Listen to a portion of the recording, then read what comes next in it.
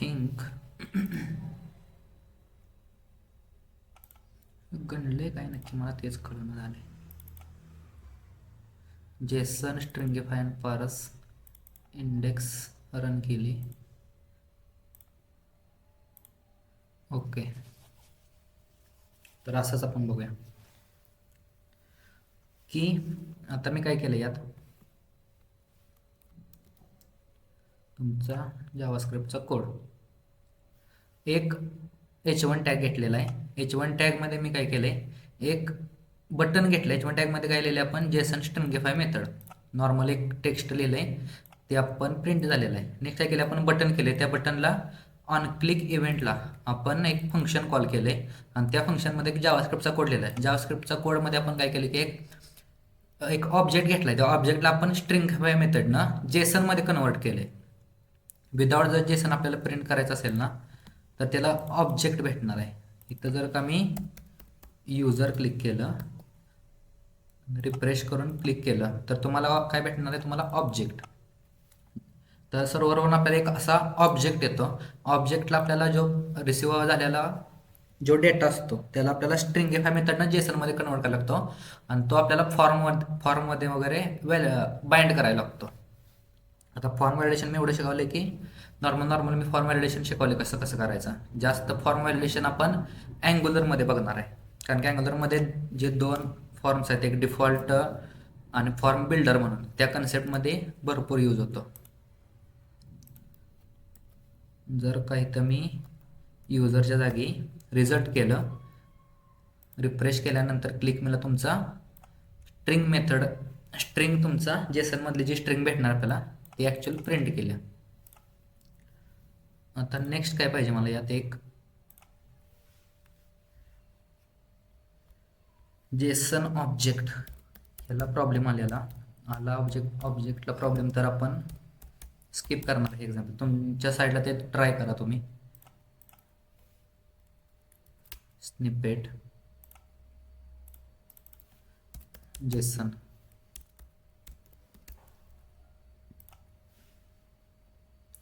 Object, जर का h2 टॅगमध्ये जेसन टू ऑब्जेक्ट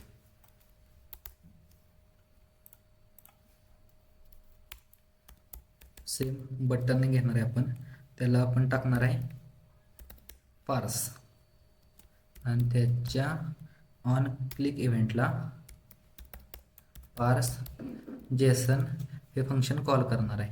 नेक्स्ट आपण काय करणार आहे, यात एक पॅराग्राफ घेणार आहे, त्याला आपण एक युनिक आयडी देणार आहे रिझल्ट, ज्यात आपल्याला तो ऑब्जेक्ट प्रिंट करायचा आहे. तुमचा स्क्रिप्ट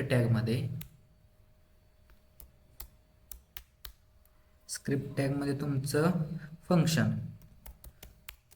कोणतं आहे आपलं, parse JSON curly around braces आणि कर्ली ब्रेसेसमध्ये एक मी कालची व्हॅल्यू करतो JSON str is equal to single कोटमध्ये असं जर का मी केलं, नेम ओमकार, नेक्स्ट जास्त एज त्याचं 24 आणि आपण काय केलेलं यात कॉमा देऊन त्याची सिटी घेतलेली, city Karad.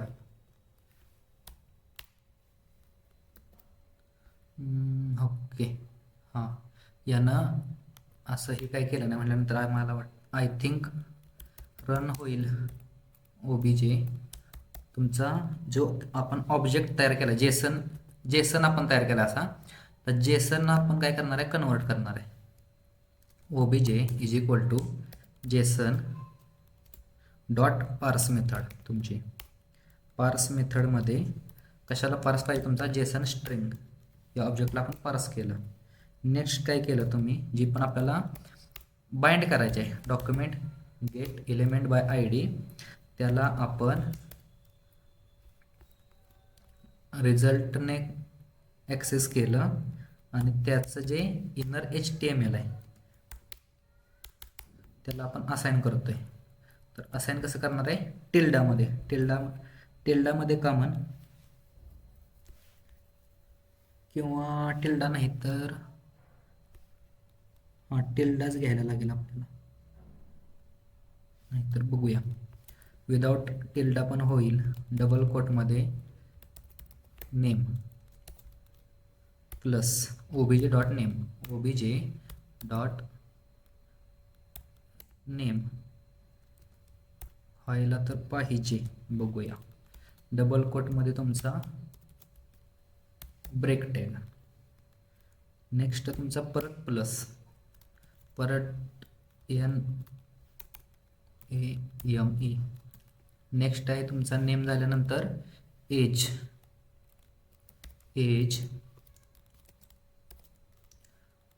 Plus object dot तुमचं काय आहे रे, एज प्लस डबल कोटमध्ये BR टॅग.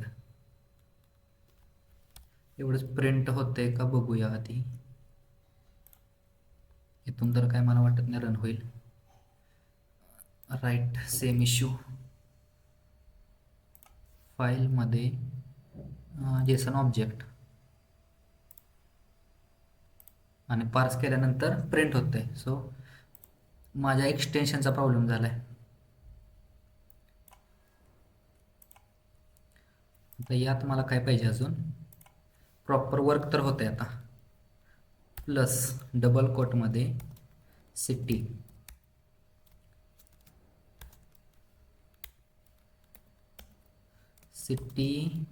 त्याला प्लस OBJ डॉट CITY आणि प्लस नाही येणार इथं आता सेव्ह. जर का मी हा प्रोग्राम सेव्ह केला, एक डायग्राम दाखवतो. हा तुमचा HTMLचा फॉर्म आहे.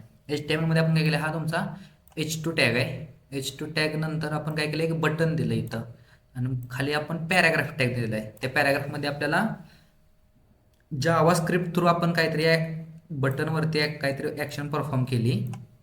त्या केसमध्ये पण जे पण हे टाईप केलेलं आहे जावा स्क्रिप्टमध्ये ते इथं प्रिंट होईल.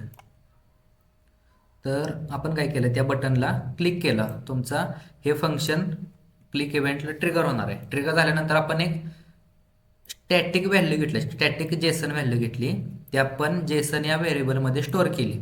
नेक्स्ट काय केलं, या व्हेरिएबलला आपण ऑब्जेक्टमध्ये कन्वर्ट केलं. ऑब्जेक्टमध्ये जसं की व्हॅल्यूज पेअर्स असतात तसं ऑब्जेक्टमध्ये आपण कन्वर्ट केलं आणि त्या ऑब्जेक्टच्या आपण व्हॅल्यूज आहे ना, या रिझल्ट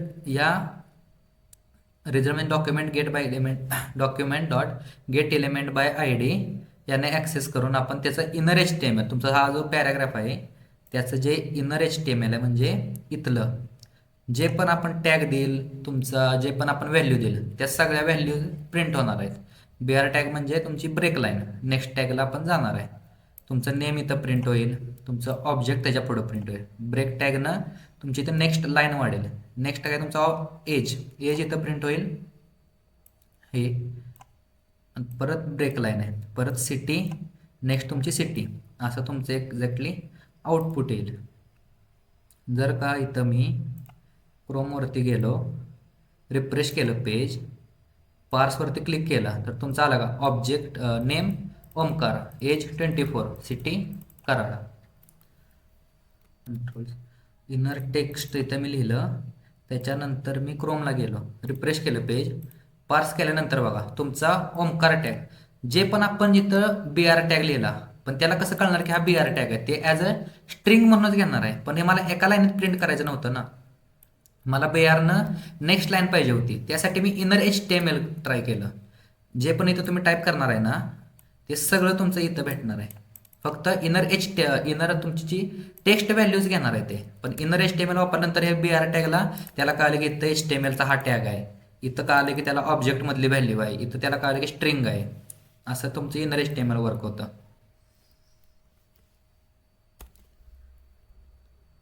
तुमचा नोड 001.js तर बघा, पहिल्या केसमध्ये काय झालं, I T dot next, next म्हणजे तुमची ही पहिल्यांदा ही इटरेशन कॉल होते, कारण की आता तुमचा आय टी आहे ना इथं आहे, इथं ज्यावेळेस या इटरेटर आपण आय टीमध्ये काय केलंय, सिम्बॉल मेथड वापरल्या तुमच्या ॲरेमधली, सिम्बॉल डॉट इटरेटर म्हणजे काय होणार, हा जो आपण एक ॲरेज बनवलाय त्या ॲरेमध्ये और ऑब्जेक्ट तुम्ही म्हणू शकता, एक आपण असा ऑब्जेक्ट बनवलाय जो प्रत्येक व्हॅल्यू नेक्स्ट नेक्स्ट या मेथडने आपल्याला पाहिजे असते, इटरेट झाली पाहिजे. जसं की आपण टेबल्स वगैरे बाइंड करणार आहे ना, त्या टेबलला रेअर केस असतात पण इंटरव्ह्यूमध्ये विचारू शकतात, कारण की एक स्क्रिप्ट 6+ आहे. आता ही कन्सेप्ट कधी आल्या मला माहिती आहे, 2018 का 20ला आल्या, पण मी आल्या असं चेक केलं. तर या कन्सेप्टनं काय होतं की ज्यावेळेस आपल्या सर्व्हरनं डेटा येणार आहे, डेटा आपल्याला एक एक एक एक करून आपल्याला ऑब्जेक्टमध्ये ज्यावेळेस पाहिजे असेल आणि आपल्याला माहीत नसेल की ती कधीपर्यंत ट्रू असते, त्या कंडिशनमध्ये आपण असा नेक्स्ट वगैरे त्याच्या व्हॅल्यू फाइंड आउट करण्यासाठी आपण वापरू शकतो. तर पहिल्यांदा आपण काय केलं, console dot log it dot next, next मेथडनं काय केलं, तुमचा पहिला ॲरे कॉल झाला. नेक्स्ट आपण परत केलं की अजून तुमच्या काहीतरी ॲरेमध्ये व्हॅल्यू आहे, आपण परत नेक्स्ट केलं, त्याची व्हॅल्यू प्लस प्लस झाली, नेक्स्ट आला तुमचा 20. आता हे डन फॉल्स काय आहे की त्याच्यात अजून व्हॅल्यू आहेत, जोपर्यंत फॉल्स आहे. इथं तुम्ही अशी पण कंडिशन वापरू शकता की इफ फॉर लूप, तुम्ही असाइनमेंटमध्ये घेऊ शकता की फॉर लूप लावायचा जोपर्यंत इट डॉट नेक्स्ट, इफमध्ये तुम्ही कंडिशन टाकायची. कशी टाकणार तुम्ही, इफमध्ये ही कंडिशन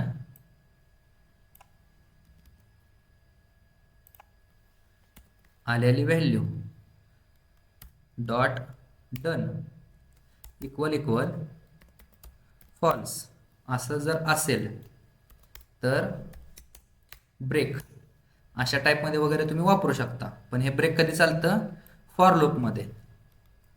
हे असाइनमेंट म्हणून तुम्ही घेऊ शकता की इटरेशन करण्यासाठी एक प्रॅक्टिस असावं म्हणून. हे मी आत्तापर्यंत प्रोजेक्टमध्ये कधी वापरलं नाही, पण तुम्ही ज्यावेळेस जाणार आहे तर कधीतरीच प्रसंग येईल वापरण्याचा. तर इथं बघा, ज्यावेळेस त्याला व्हॅल्यू फॉल्स भेटली, लास्टला काय झालं, त्याची व्हॅल्यू ट्रू आली आणि इथं व्हॅल्यू अनडिफाईंड आली, म्हणजे तुमचा यातल्या सगळ्या व्हॅल्यू इटरेट करून झाल्यात, आता त्यात व्हॅल्यू काहीच नाही. त्यावेळेस तो ट्रू भेटला आणि व्हॅल्यूज अनडिफाईंड भेटली. असा तुमचा इटरेटर यूज होतो, तुमचा इटरेटर.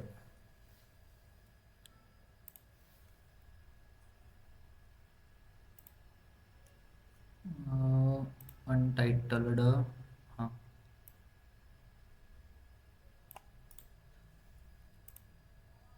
अरे सरांनी मग अशी कसं केलेलं, असं कसं तरी केलेलं, हां राईट. तर या सगळ्याची मला गरज नाही.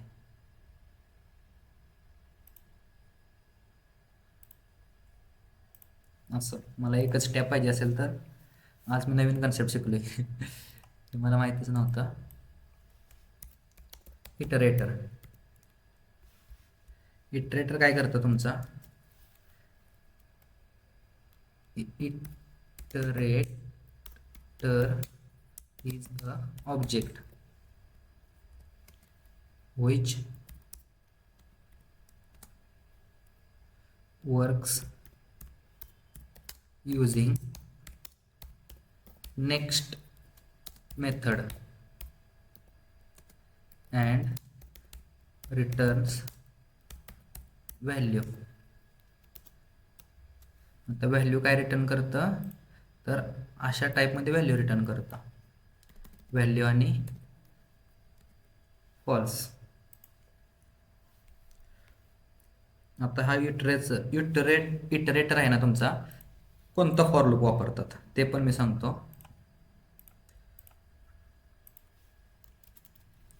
तुमचा for of loop is used. Next तुमचा जनरेटर्समध्ये पण आपण त्याचा यूज करू शकतो. नेक्स्ट आहे तुमचा कस्टम कलेक्शन लॉजिक वगैरे. कस्टमाइज आपल्याला काहीतरी व्हॅल्यू पाहिजे असेल त्यासाठी वगैरे वापरू शकतो. आणि सगळ्यात जास्त यूज आहे हा तुमचा एक्स्ट्रा नॉलेजसाठी आहे की Node.js मध्ये वापरतात. कारण ते सर्व्हर साईड लँग्वेज आहे, लँग्वेज नाही, सर्व्हर साईड फ्रेमवर्क आहे Node.js त्यासाठी. सो इटरेटरचं इथपर्यंत तरी कळलं का बेसिक? अजून त्यातून एक एक्झाम्पल घेऊ आपण. HTML पण असाच यूज करायचा ज्यावेळेस तुम्हाला सर्व्हरवरनं डेटा येणार. आता मॅडम API नाहीत तेवढ्यात की ह्या बाइंड करून दावायला. ज्यावेळेस सर्व्हरवरनं युनिक डेटा येत राहतो, युनिक काहीही डेटा येत राहतो, त्या कंडिशनमध्येही तुम्ही असं वापरू शकता. ह्या फक्त तुम्ही नोटबुकमध्ये वगैरे आहे ना लिहून ठेवा. याचं कधी प्रॅक्टिस मला माहीत नाही, मी अँग्युलरमध्ये पण काय वेळेस कधीतरी यूज करेन. फक्त त्या कन्सेप्ट माहीत असू दे. हा झाला तुमचा इनबिल्ट मेथड आहे. इनबिल्ट जावास्क्रिप्टनं तयार केली तुमची इनबिल्ट मेथड आहे. जर का आपल्याला अजून कस्टम करायचं असेल, कस्टम कसा वर्क करतो, custom.js, की तुम्ही एक फंक्शन लिहिलं क्रिएट इटरेटर नावाचा, त्याला आपण एक व्हॅल्यू पाठवते काहीतरी आणि एक इंडेक्स घेऊ जे इटरेट होईल. Index is equal to 0. आता रिटर्नमध्ये आपण याला काहीतरी व्हॅल्यू भेटणार आहे. आपण याला रिटर्न काय पाठवायचं? रिटर्नमध्ये आपण त्याला नेक्स्ट फंक्शन पाठवायचं.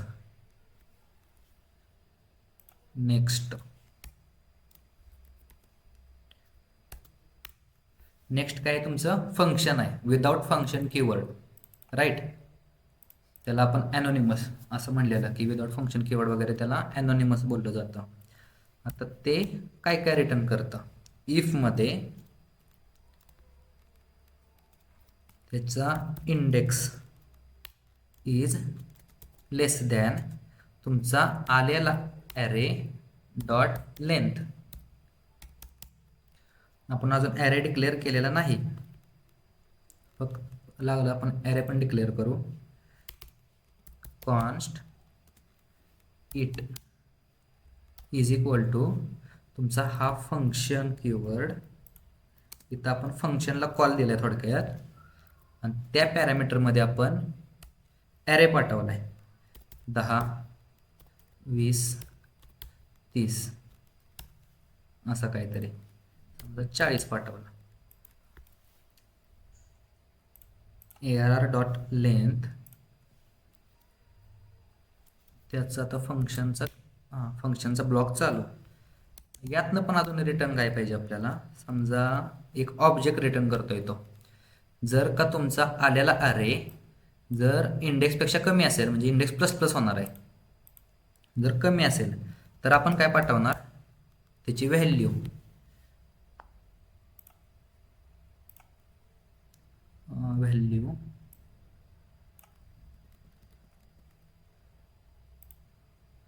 कंट्रोल झेड केलं. तुमचा असा काहीतरी इनबिल्ट मेथड आपल्याला असं रिटर्न करत होते, राईट. आता व्हॅल्यूमध्ये आपण काय रिटर्न करणार आहे की आलेला ॲरे त्याचा इंडेक्स प्लस प्लस, म्हणजे नेक्स्ट इंडेक्ससाठी, आणि नेक्स्ट आहे की डन फॉल्स, असं आपण रिटर्न करणार आहे. इफ ब्लॉक झाला. आता आपल्याला एल्स ब्लॉक पाहिजे. हा झाला तुमचा कस्टम. कसं करू शकता तुम्ही कस्टममध्ये? रिटर्न सेम ऑब्जेक्ट येणार आपला, Ctrl+C Ctrl+V, अनडिफाइंड ARR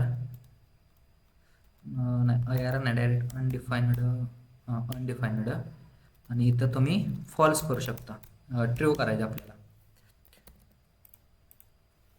आता इथं मी कॉल करतो console.log. कॉल कसा करणार तुमचा? It dot next method, right. असंच आपण केलेलं ना, इट डॉट नेक्स्ट. 2 3 4 5 6 जागी आपण कॉल केला. तर याचं त्याचं आउटपुट जे आहे मीटिंग कंट्रोल्स CLS नोड तुमचा custom.js आला का तुमचा ॲरे 0 वरती ARR ऑफ इंडेक्स. सुरुवातीला काय होतं, पहिल्यापासून सांगतो की ज्यावेळेस तुम्ही इथं व्हॅल्यू घेताना, आता हा ट्रिकी क्वेश्चन पण आहे, इंटरव्ह्यू विचारू शकतात की इथं प्लस प्लस केले आपण, राईट, इंडेक्स प्लस प्लस म्हटल्यानंतर अगोदर हे चालणार, तर तसं नाही. जावास्क्रिप्ट आपलं लेफ्ट टू राईट पण कधी कधी एक्झिक्यूट होतं आणि काही कंडिशनमध्ये राईट टू लेफ्ट पण होतं. इट डिपेंड्स ऑन त्याचं एक्झिक्युशन. त्याचा आपण इंजिनचा अजून एवढा अभ्यास केला नाही त्याचं एक्झिक्युशनमध्ये. पण या कंडिशनमध्ये कसं झालं की व्हॅल्यू, तुमची जी व्हॅल्यू आहे ती आपण प्रिंट केली ॲज अ ऑब्जेक्ट म्हणून. आपण इथून रिटर्न काय केलं आहे, एक ऑब्जेक्ट रिटर्न केला आहे. नेक्स्ट काय केलं आहे आपण, व्हॅल्यू तुमची की असणार आहे आणि नेक्स्ट काय आहे, की आणि व्हॅल्यू. ऑब्जेक्ट रिटर्न काय करतो तुमचा, की आणि व्हॅल्यू पेअर्स असतात. तर कीमध्ये आपण व्हॅल्यू टाकली आणि त्याची व्हॅल्यू काय, ARR इंडेक्स प्लस, म्हणजे ॲरेमधली 0th इंडेक्स घे आणि 0th इंडेक्स घेतल्यानंतर प्लस प्लस कर. नेक्स्टच्या कंडिशनला काय होणार आहे, तुम्ही 1 रिटर्न करणार आहे. असं त्याचं एक्झिक्युशन आहे. आता रिटर्नच्या खाली इथं धावणार नाही, नाहीतर console.log तुमचा इंडेक्स प्रिंट केला तर नोड custom.js, तर व्हॅल्यू बघा, ज्यावेळेस तो आतमध्ये आला तर तो 0th इंडेक्सला कोणती व्हॅल्यू असणार आहे तुमची, ARR 10 व्हॅल्यू असणार आहे. त्यावेळेस त्याला 10 भेटली. नेक्स्ट काय झालं, तुमची प्लस प्लस झाली इथं, जसं मी सांगितलं तुम्हाला इथं.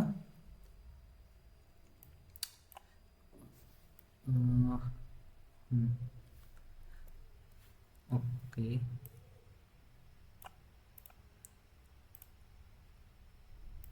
हा तुमचा कोड झाला. यात आपण एक ॲरे घेतलाय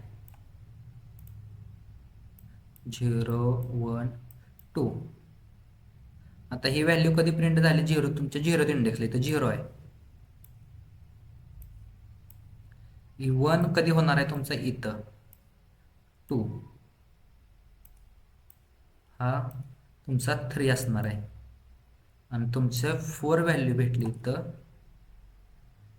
आणि इथं तुमचं प्लस नाही झालं, इंडेक्स प्रिंट नाही झालं, कारण की नेक्स्ट करताना आहे ना तो फेल गेला. म्हणजे तुमची ही जे आहे एक्झिक्युशन इथं थांबलं, राईट. पण तुमचा इंडेक्स जो रिटर्न करणार आहे ना तो इथं 4 असणार आहे, 4.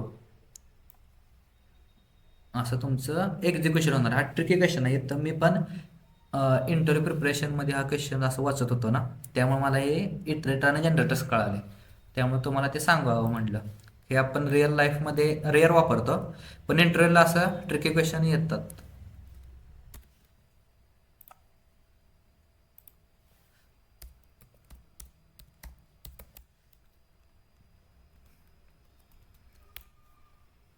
पेजिग्नेशन सिंपल वेबसाईट. आता बूटस्ट्रॅपमध्ये बघा त्यांनी इनबिल्ट पेजिग्नेशन केलंय. तर ही जास्त करून कन्सेप्ट आहे ना पेजिग्नेशनला वापरतात. हां, जसं की हा एक पेज आहे ना, एक पेज दावल्यानंतर तुम्ही एकच पहिलंच पेज दावणार आहे. नेक्स्ट आहे की तुम्ही सेकंड पेज दावणार आहे, नेक्स्ट आहे तुमचं थर्ड पेज. इथं नेक्स्ट कराल तसा मल्टिपल पेजेस दावणार आहे ना, तर हा नेक्स्ट मेथड कुठं कॉल झाली, तुमची इथं कॉल झाली आणि तुमची इथं आलेली जी व्हॅल्यू आहे, कुठे आली आपल्याला इथून काहीतरी आपल्याला व्हॅल्यू भेटणार आहे, राईट. ही अशी व्हॅल्यू भेटणार आहे. त्या कंडिशनमध्ये एक एक पेज वापरून आहे ना तुम्ही हे नेक्स्ट फंक्शन असं तुम्ही पेजिग्नेशनमध्ये वापरू शकता. याला इटरेटर म्हणते, ते कस्टम इटरेटर किंवा इनबिल्ट. हा झाला तुमचा कस्टम इटरेटर पेजिग्नेशनसाठी. इनबिल्ट कसं वापरणार, ते एवढं जे फंक्शन मला लिहायला लागलं, तर इनबिल्टमध्ये किती लिहायला लागलं, 2च लाईन लिहायला लागल्या.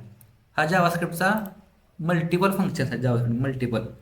फक्त कुठली कन्सेप्ट कुठं आहे ते फक्त तुम्हाला रिअलाईज करायचं आहे की ज्यावेळेस तुम्ही बूटस्ट्रॅप वापरणार आहे पेजिग्नेशनसाठी, तर त्याच्या मागं जो कोड आहे तो असाच असणार आहे. हा तुम्ही डायरेक्ट रेडीमेड करून चालला, कॉपी पेस्ट केला तुमच्या ॲप्लिकेशनमध्ये आणि याला तुम्ही काहीतरी लिस्टला बाइंड केलं, याला काहीतरी बाइंड केलं, राईट. पण नेक्स्ट काय होणार आहे, त्याच्या बॅकग्राऊंडला आपण ज्या फाईल इम्पोर्ट करणार तुमची CSSची आणि जावास्क्रिप्टची, त्याच्या मागं जो कोड आहे तो असाच असणार आहे की नेक्स्ट मेथडला कुठेतरी कॉल जाणार आहे आणि हा सिम्बॉल आपल्याला एक व्हॅल्यू रिटर्न करणार आहे आणि त्याच्या नेक्स्ट मेथडनं एक व्हॅल्यू आपल्याला पाठवणार आहे. 10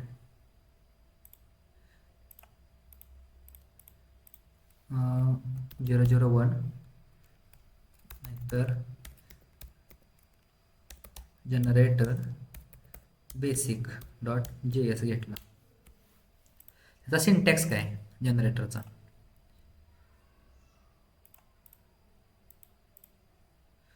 अरे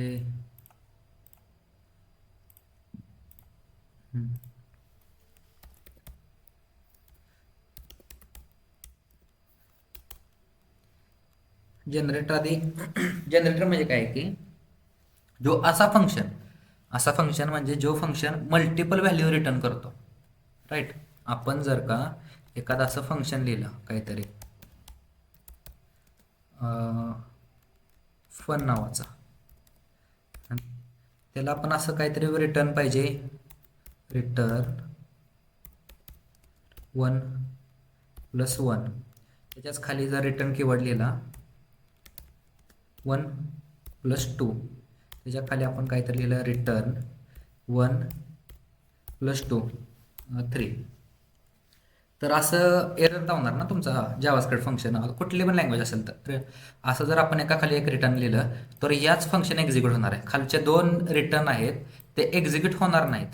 त्या केसमध्ये इल्ड असते, इल्ड YEILD हा कीवर्ड लक्षात ठेवा की इल्ड पण तुमचा रिटर्न करतो. मल्टिपल रिटर्न व्हॅल्यू असतील ना त्यावेळेस इल्ड वापरतात. आता मला JS मध्ये सपोज एक फंक्शन लिहिलं, त्याचा सिंटॅक्स काय आहे,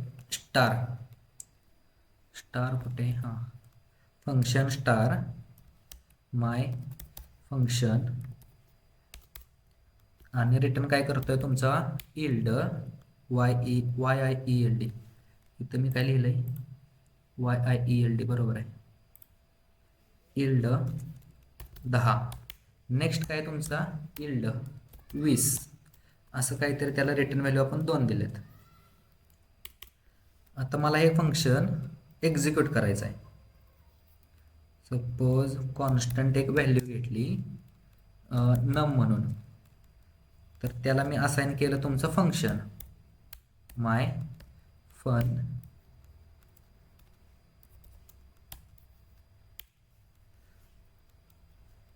तर आता इथं मला console.log आधी हे प्रिंट करतो मी नम. तर काय येते बघूया अशा केसमध्ये. CLS तुमचा नोड आणि जनरेटर बेसिक्स. तर तुमच्या हा जो फंक्शन आहे त्यांना रिटर्न काय केलं, आपल्याला ऑब्जेक्ट क्रिएट केला आणि त्याला काय पॅरामीटर्स आहेत, जनरेटर. आता जनरेटरला ॲक्सेस कसा करायचा आहे, सेम तुमची नेक्स्ट मेथड जसं सांगितलं, तुमचा ॲक्सेस करण्यासाठी कुठली मेथड वापरतो आपण, इटरेटर. तसाच जनरेटरमध्ये आपल्याला ॲक्सेस करायला इटरेटरच मेथड वापरायची आहे. तर इथं आपण काय लिहिणार, नम डॉट नेक्स्ट.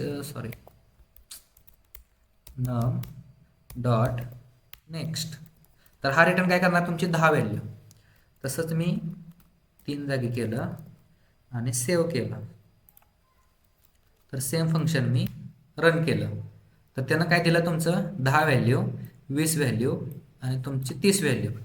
हा तुमचा असा फंक्शन जनरेटर रिटर्न करतो. जनरेटर कसा येतो, तुमच्या फंक्शनला स्टार कीवर्ड लागतो आणि त्याच्या आतमध्ये मल्टिपल इल्ड असतात. इल्ड म्हणजे तुमची रिटर्न व्हॅल्यू. जसं हा फंक्शन बघा, कंपॅरिझन बघा, 3 प्रकारचे 3 फंक्शन्स आहेत. यात आपण काय केलंय, कस्टम जनरेटर बनवला, जनरेटर और इटरेटर. जो व्हॅल्यू इटरेट करतो तो इटरेटर असतो आणि जो व्हॅल्यू जनरेट करतो हा तुमचा झाला जनरेटर. हा मध्ये फरक आहे, माझं पण कधी कधी कन्फ्युजन होईल. आता मला हा मी इटरेटर तयार केला आहे ना, तर या ॲरेवरती मला इटरेट करायचं आहे. तर मी काय करणार, त्याला सिम्बॉल मेथड वापरणार, त्याला इटरेट वापरणार आणि ते फंक्शन. नेक्स्ट काय आहे तुमचं ॲरे डॉट नेक्स्ट. नेक्स्टनं काय होणार, तुम्हाला ही व्हॅल्यू भेटणार, ही व्हॅल्यू भेटणार, ही व्हॅल्यू आणि ही व्हॅल्यू. असं ते वर्क करतं तुमचा. त्या नेक्स्ट काय त्याच्या बेसिक जर गेला तुम्ही खाली, custom generator iterator. Custom iterator कसा येणार तुमचा नेक्स्ट रिटर्न कीवर्ड त्याच्यामध्ये एक ॲनोनिमस फंक्शन आणि ॲनोनिमसमध्ये जोपर्यंत तुमचा होल ॲरे असेल होल ऑब्जेक्ट ॲरेवरतीच जास्त करून इटरेट करतात तर होल ॲरेवरती जोपर्यंत झिरो त्याची इंडेक्स होत नाही तोपर्यंत इटरेट कर म्हणजे त्याची लेंथपर्यंत. आता रिटर्न करताना आपण काय केलं त्याची व्हॅल्यू आणि डन फॉल्स थांबलाय का तेव्हा नाही आणि एल्समध्ये परत रिटर्न कीवर्ड त्याची व्हॅल्यू अनडिफाईंड आणि ट्रू असं काहीतरी आपण केलंय. नेक्स्ट त्याच्या पुढे गेल्यानंतर जनरेटर कसं वर्क होतं. जनरेटरमध्ये एक फंक्शन असतं जे स्टार येतं आणि त्या स्टारमध्ये इल्ड येते.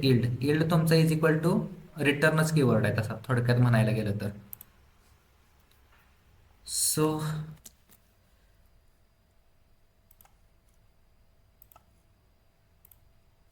मे बी सपोज यात मी टाकतो h1 हॅलो रिटरेटर अँड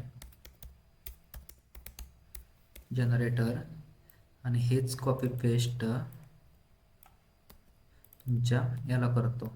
सेव्ह केल्यानंतर गोलावी केलं जर गणलं तर माझं एक्सटेन्शन गणलेलं होतं. तर अशा प्रकारे माझं आता एक्सटेन्शन चालायला लागलेलं आहे. तर माझ्यातर्फे पुढल्या वर्षी तुम्हाला पार्टी. नेक्स्ट बटन कोणतं आहे तुमचं नेक्स्ट व्हॅल्यू करणारं बटन. नेक्स्ट व्हॅल्यू करणारं बटन घेऊ त्याला आपण ऑन क्लिक इव्हेंट देऊ. ऑन क्लिक त्याच्यात नेक्स्ट व्हॅल्यू ई असं काहीतरी आपण लिहिलं. नेक्स्ट काय तुमचा पॅराग्राफमध्ये आपल्याला रिझल्ट प्रिंट करायचा आहे जे इटरेट होणार आहेत ते. आता स्क्रिप्टमध्ये तुमचा फंक्शन कोणता एक इटरेटरवालं फंक्शन घेऊ स्टारवालं जे इनफायनाईट असेल. इनफायनाईट म्हणजे त्याची व्हॅल्यू कधी थांबणारच नाही अशा टाईपमध्ये एक आपण एक फंक्शन बनवू. त्यात आपण समजा लेट नम इज इक्वल टू 1 व्हॅल्यू घेऊ. आता त्या इनफायनाईट बनवायच्या म्हटल्यानंतर व्हाईल लूप लागतो कारण की त्याला कंडिशनच नसते कधीपर्यंत थांबायचं आहे आणि त्याला आपण ट्रू गेलो तो बाबा कंटिन्युअसली रन होत राहा आणि तुमचा इल्ड कीवर्ड आलेला नंबर प्लस प्लस हे झालं तुमचं फंक्शन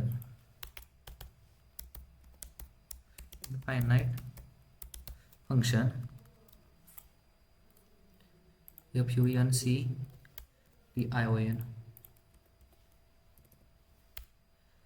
आता ॲक्च्युअल फंक्शन आपल्याला काय लागणार एक व्हेरिएबलमध्ये हा जो रिटर्न करणार आहे ना हा num1 तो आपण इथं कॉन्स्टंट कोणतं व्हेरिएबल घेऊ जी नावाचं व्हेरिएबल घेतलं काहीतरी असंच आणि त्याला इनफायनाईट फंक्शन कॉल दिला. आता यात व्हॅल्यू काय येणार आहे तुमची 1 येणार आहे 1 आणि नेक्स्ट तुमचा प्लस प्लस होणार आहे. जसं तुम्हाला सांगितलं की ज्यावेळेस आधी तुमची जी व्हॅल्यू आहे ती रिटर्न करताना नेक्स्ट प्लस प्लस करतं अशा टाईपमध्ये असं माझा तर अंदाज आहे. फंक्शन तुमचं next value document dot get element by ID हे आपल्याला कशाला असाइन करायचं तुमचं रिझल्टला आणि त्याचा आता आपण इनर HTML त्याचा टेक्स्ट कंटेंट आपण बदलणार आहे. त्याच्या आतमधला जो टेक्स्ट कंटेंट आहे त्याला आपण असाइन केलं व्हॅल्यू प्लस जी डॉट नेक्स्ट मेथड जी डॉट नेक्स्ट. आता हे आधी प्रिंट करूया आणि याच्यात एक अजून एक काहीतरी राहतंय ते पण सांगतो. नेक्स्ट व्हॅल्यू आता आपण काय प्रिंट केले, व्हॅल्यू. तो रिटर्न काय करतोय, आपल्याला ऑब्जेक्ट रिटर्न करतोय. राईट, म्हणजे तुमचं फंक्शन बरोबर चाललंय.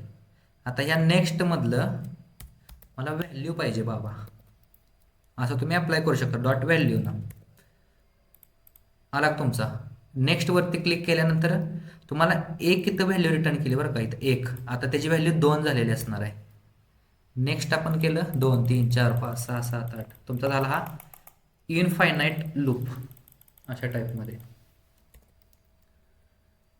तर तुम्हाला वाटलंच सर मला अजून एक व्हेरिएबल पाहिजे जे प्रिव्हियस व्हॅल्यू असं कोणतं तरी फंक्शन रिटर्न करते. तुमचा झाला हा simple counter app. Control C, control V, control Z.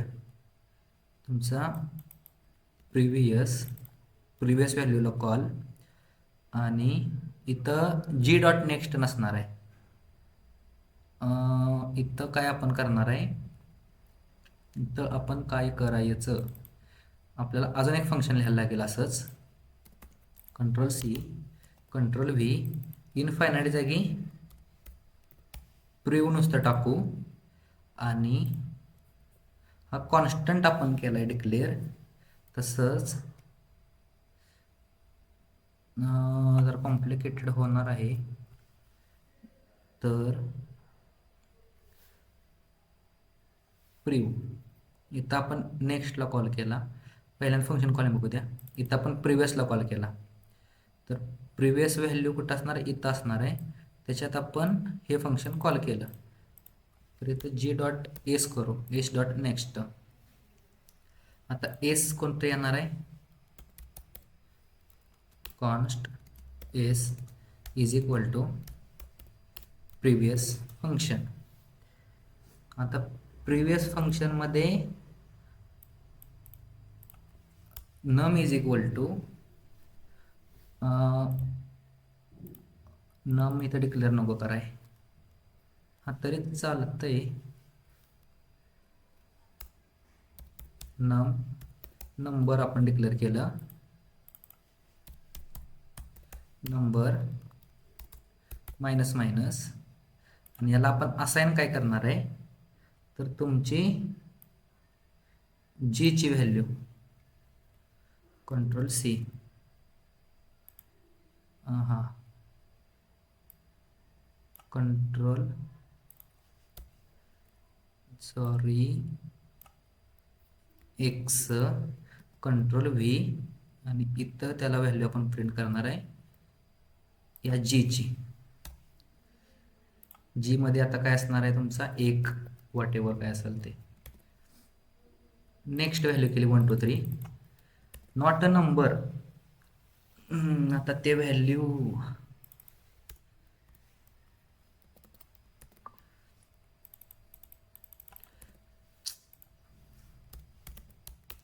बरोबर तर आहे,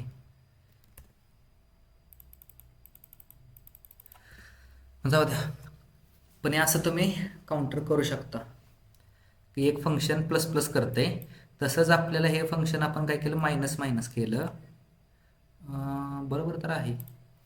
एकदा आपण असाइन केलं, असाइन झालेली व्हॅल्यू व्हाईल ट्रू, आणि इथं आपण असाइन केले.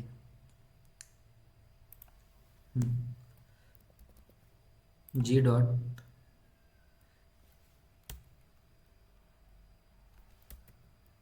इथं जर व्हॅल्यू केली,